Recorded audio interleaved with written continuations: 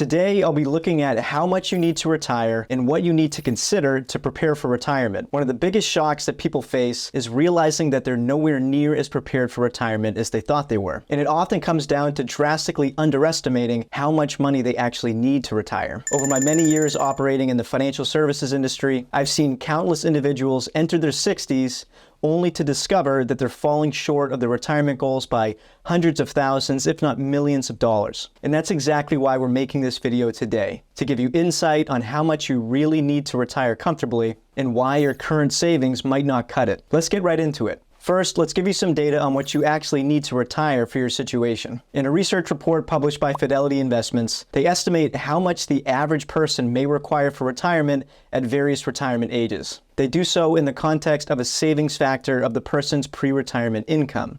And this is just a fancy way of them saying to take your pre-retirement income and multiply it by X. So, for example, according to the article, if you've been living off of a pre-retirement wage of $50,000, you'd need to have $50,000 times a savings factor of 10, for example, or $500,000 in savings to retire by the age of 67. Or if you've been living off of a pre-retirement wage of, say, $150,000, you'd need to have $150,000 times 10, or 1.5 million to retire comfortably by the age of 67. You could apply this to different income levels to arrive at what they believe an adequate savings amount might be for somebody looking to retire at the age of 67 and maintain their same lifestyle as during their working years. The article suggests that an earlier retirement would require a greater savings factor, and alternatively, if you retire later than the age of 67, which they deem to be an average, a smaller one. The examples that they use are for somebody at the age of 70 requiring a savings factor of 8 times instead of 10 times at 67, and then 12 times for somebody looking to retire at the age of 65. They also suggest that your desired retirement lifestyle should be factored into the equation. So for example, they mentioned that if you expect to live a retirement lifestyle that's, say, more frugal than your current lifestyle, it will require a lower savings factor and so forth. When it comes to heuristics like this, I think they can definitely be helpful to offer somebody some general perspective to where they stand.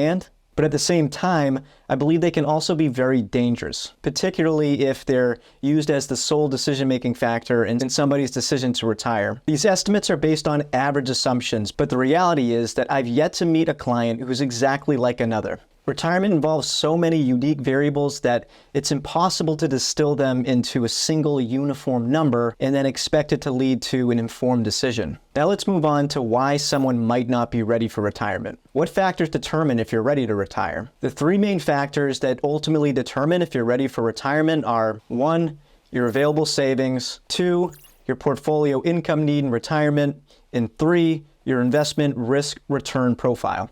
So why might someone not be ready for retirement? One common scenario is when someone plans to retire before their government or employer-sponsored retirement benefit plans begin, and without any rational justification to not expect a longer than average life expectancy. In these cases, they may face unexpected costs such as paying for private health insurance or needing to make larger portfolio withdrawals early on in retirement and supporting withdrawals for more years than anticipated. This combination of factors can either increase the savings that are required or place undue stress on their investments, forcing them to aim for growth rates that may not align with their risk tolerance and their liquidity needs, or requires unrealistic market expectations. Another common scenario where someone might not be fully prepared for retirement is if they're particularly concerned about custodial care and longevity-related risks. Without long-term care insurance, the amount needed to self-insure against these risks is often much higher than expected. In this case, extending their working years can reduce the savings that's required to cover their other needs for retirement spending, and as a result, make self-insuring for long-term care risk more manageable. Now, I can only cover the importance of your retirement timing in a small amount of detail in this video because I have to move on to the next one. But I'm going to break this down in far greater detail in another video in a few weeks' time. So to make sure that you don't miss out, click the subscribe button below. So why do a lot of people underestimate their retirement readiness? I think a lot of people underestimate their readiness for retirement because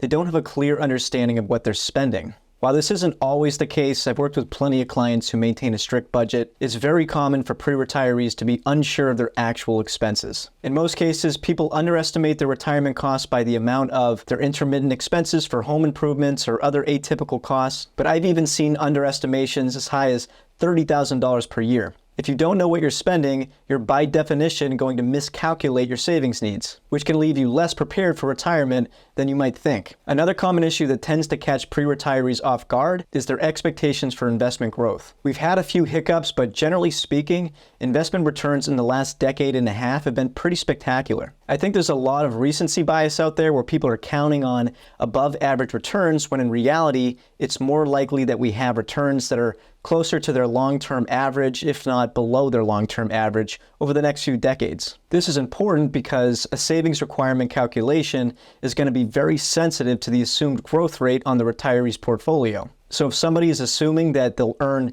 investment returns in retirement that prove to be overstated, they're going to hugely miss the mark on the amount they need to have saved to sustain their retirement spending. While saving is essential, the ability to preserve and protect your wealth is what truly ensures a successful retirement. The market fluctuations, inflation, and unexpected expenses can erode your savings quickly if you don't have a solid plan for conserving your assets. That's why wealth conservation is more than just saving. It's about managing your risk, investing wisely, and making sure that your money lasts throughout retirement. Mismanaging wealth can have serious consequences that may jeopardize your retirement. Poor investment choices, overspending, or failing to account for taxes when drawing down your portfolio can lead to running out of money sooner than expected. Some pre-retirees may assume that they have enough saved, but fail to adjust for inflation or unexpected healthcare costs. As a result, they're forced to make difficult choices later in life, such as scaling back their lifestyle or returning to work. Even if you're in a solid financial position,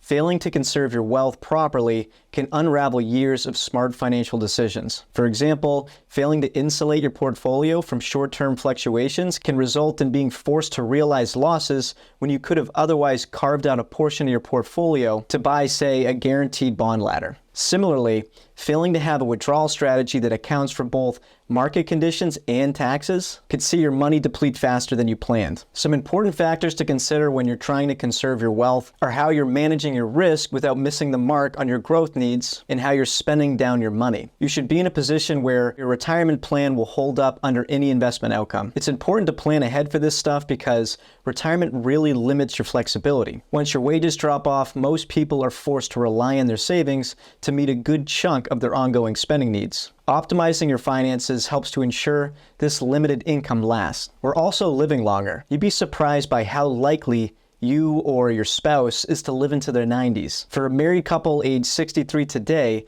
there's a roughly 75% chance that one spouse will still be alive by the age of 90. And while this is generally considered to be a good thing, it also leads to a greater likelihood of needing custodial care at some point. Planning for these likelihoods can significantly reduce your risk of being forced to change your lifestyle or depend on your children for support. So how can someone determine how much they really need to retire? The first step is to estimate your retirement expenses, and there are a number of ways that you can do this, but my preferred approach is to back into an estimate. The logic behind this is that what you've been spending is going to be the best indicator of what you will spend. You can always make subjective adjustments, but I think that a lot of people, including many advisors, are guilty of forming a spending assumption to support the answer that they want to see. After all, the decision to retire is more often than not derived from an output of a financial model. If you want it to be accurate, you don't want to be adjusting your assumptions to suit your goal. You need to be realistic. So back to the act of backing into your annual spending assumption. What I do is take your last year's worth of income before taxes, subtract out any money that went into retirement accounts for savings,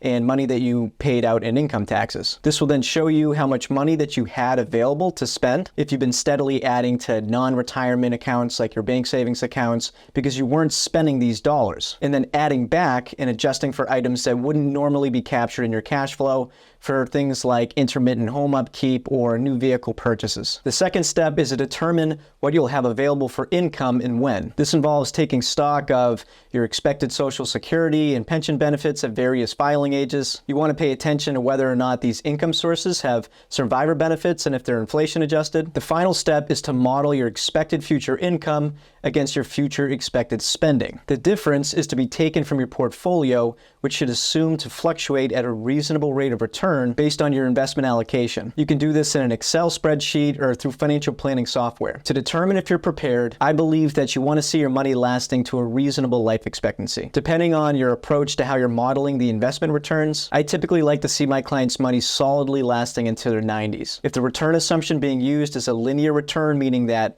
the investment return is the same each year, then I would suggest giving yourself a pass if your money is projected to last towards the age of 100. This may be enough rigor to ensure that your money will hold up okay even if you experience a market downturn early on in retirement. Now that you know how much you need to retire and why you might not be as prepared as you may have thought, I want to leave you with this thought. Even though right now you might not feel prepared, you aren't stuck. There's a clear path ahead where you can go from being fully unprepared to being in a great position to retire. And if you want my team to help you go from unprepared to fully ready to retire, click the first link in the description and book a complimentary call. I'll see you in the next one.